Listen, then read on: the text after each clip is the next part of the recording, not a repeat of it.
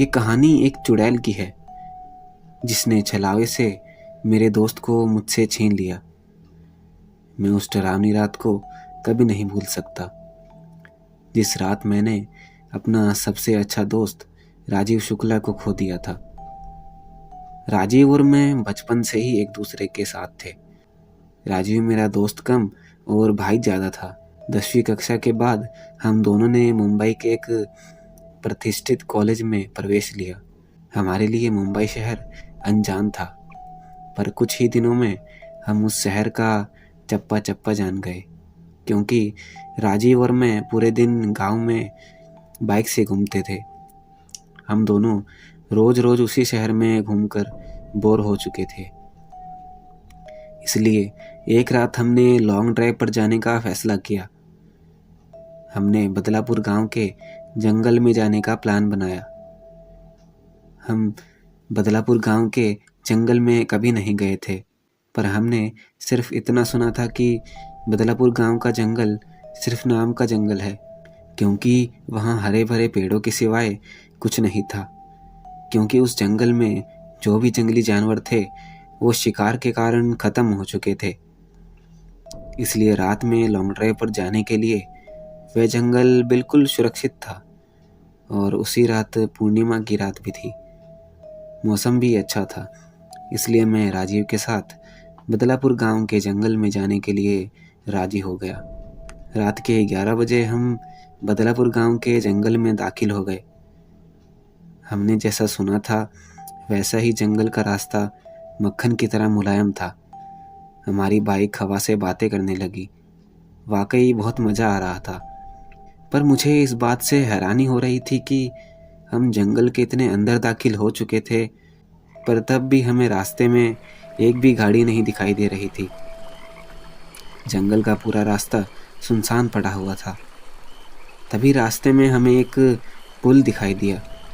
राजीव ने उस पुल के बीचों बीच बाइक रोक दी। वह अंग्रेजों द्वारा नदी में बनाया गया 150 से 200 साल पुराना ब्रिज था। पुल के बगल में एक बड़ा सा बोर्ड लगा हुआ था और उस पर लिखा हुआ था सेंट जॉर्ज बुश। हम दोनों पुल पर गए और खड़े हो गए। पुल के नीचे से नदी बह रही थी और शीतल हवाएं चल रही थी। नदी के बहते हुए पानी में चांद दिखाई दे रहा था। इतने में दूर जंगल से भेड़ियों के रोने की आवाज़ आई और पुल के ऊपर से बहने वाली हवाएं अचानक रुक गई। नदी का पानी थम सा गया और चांद एक काले बादल के पीछे गायब हो गया। तभी हमारे सर के ऊपर से एक चिड़िया भयंकर आवाज में चीखती हुई मंडराने लगी, मानो वो हमसे कह रही थी कि यहाँ से जल्दी से भाग जाओ। मैंने राजीव से कहा, राजीव यहाँ कुछ अच्छा नहीं लग रहा। चिड़िया का चीखने का मतलब हमारे चारों तरफ शायद खतरा मंडरा रहा है। हमें जल्दी यहाँ से निकल जाना चाहिए। राजीव बोला, अरे भाई, कुछ अशुभ नहीं होता, बस ये अंधविश्वास है। यहाँ खड़े रहो चुपचाप, नज़ारा देखो। तभी मैंने राजीव से कुछ दूर पुल के पास एक औरत को खड़े देखा। दूर से तो वह दिखने में सुंदर लग रही थी, पर वह पुल के नीचे नदी में झांक रही थी। मैं उसकी तरफ देख ही रहा था कि इतने में वो औरत पुल के ऊपर चढ़ गई। मैं बोला, राजीव अपने पीछे देख, वो औरत क्या कर रही है। राजीव ने पीछे मुड़कर देखा। वो औरत अभी भी पुल के रेलिंग के ऊपर चढ़कर नदी में देख रही थी। तभी राजीव बोला, भाई शायद वो खुदकुशी करने की कोशिश कर रही है। खुदकुशी शब्द सुनकर मेरे हाथ पैर कांपने लगे, क्योंकि जब मैं एक बच्चा था तब मेरे दादाजी ने खुद को फांसी लगाकर खुदकुशी कर ली थी, और वो मैं ही था जो उन्हें पहली बार फांसी पर लटकते हुए देख रहा था। इतनी ही देर में राजीव उस औरत को रोकने के लिए उस तरफ भागा, लेकिन मैं वहीं खड़ा रहा, क्योंकि फांसी पर लटकते हुए मेरे दादाजी मेरे सामने आ रहे थे। राजीव तेजी से चिल्लाया, अरे चाची, क्या कर रही हो? उतरो, वहां से गिर जाओगी। राजीव की आवाज़ सुनकर मैं होश में आया। राजीव उस औरत के बहुत ही करीब जा पहुंचा था और तभी वो औरत नदी में कूद गई। तब तक मैं दौड़ते हुए राजीव के पास जा पहुंचा।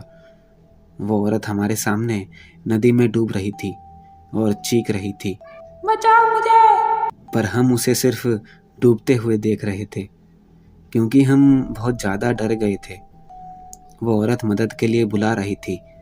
फिर तभी राजीव ने अपनी टी शर्ट उतारी और पुल के रेलिंग पर चढ़ गया। मैंने उसका हाथ पकड़कर उसे रोकने की बहुत कोशिश की, लेकिन वह नहीं माना और कूद गया। राजीव ने नदी में कूदते ही अपने आसपास देखा तो उसे वह औरत कहीं भी नहीं दिखाई दे रही थी। उसने सोचा कि शायद वो डूब चुकी है। उसने गहरी सांस ली और पानी के अंदर डुबकी लगाई।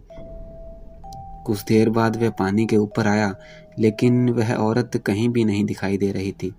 मैंने आंखें बंद करके भगवान से प्रार्थना की, लेकिन जब मैंने आंखें खोली तो मेरे बगल में ही पुल की रेलिंग पर वही औरत बैठी थी जो कुछ देर पहले नदी में कूद गई थी। वह किसी जंगली जानवर की तरह पुल की रेलिंग पर बैठी हुई थी और नदी में राजीव की तरफ देख रही थी।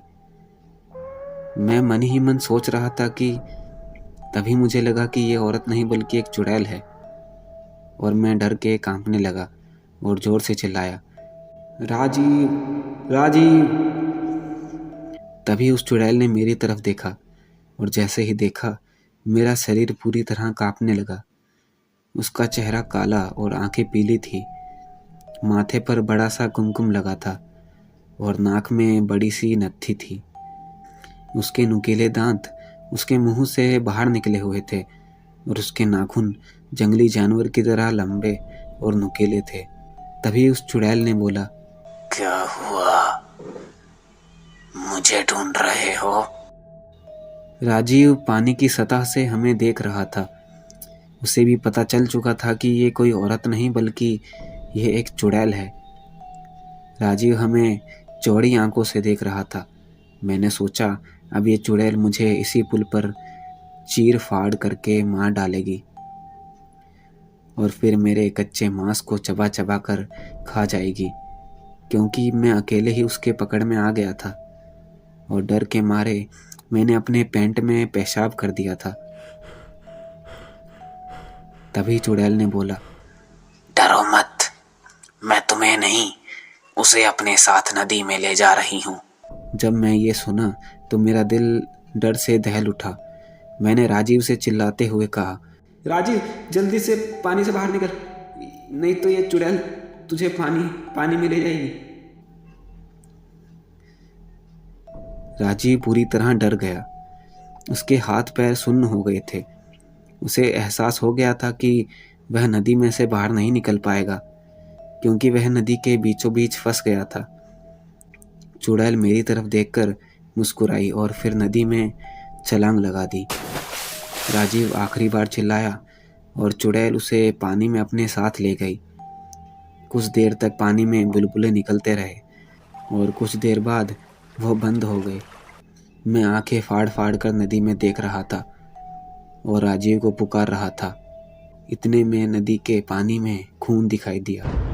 मेरी आंखों में आंसू आ गए और मैं समझ गया कि उस चुड़ैल ने राजीव को मार दिया है। मैं उस सदमे को बर्दाश्त न कर सका। मेरी आंखों के सामने अचानक अंधेरा छा गया और मैं उसी जगह पर बेहोश हो गया। जब मुझे होश आया तब सुबह हो चुकी थी। मैं 4-5 लोगों से घिरा हुआ था। उस पुल पर काफ़ी सारे लोगों की भीड़ जमा हो गई थी। लोग पुल के नीचे झांक रहे थे। मैं उठा और दौड़कर पुल के पास गया और देखा कि नदी के किनारे राजीव की लाश तैर रही थी। उस चुड़ैल ने बड़े ही बेदर्दी से राजीव के सीने से दिल निकाल दिया था। मेरा सबसे अच्छा दोस्त मुझे छोड़कर चला गया था। उस दिन मुझे बदलापुर गांव के लोगों से पता चला कि उस नदी में 100 साल पहले से ही किसी चुड़ैल का वास था।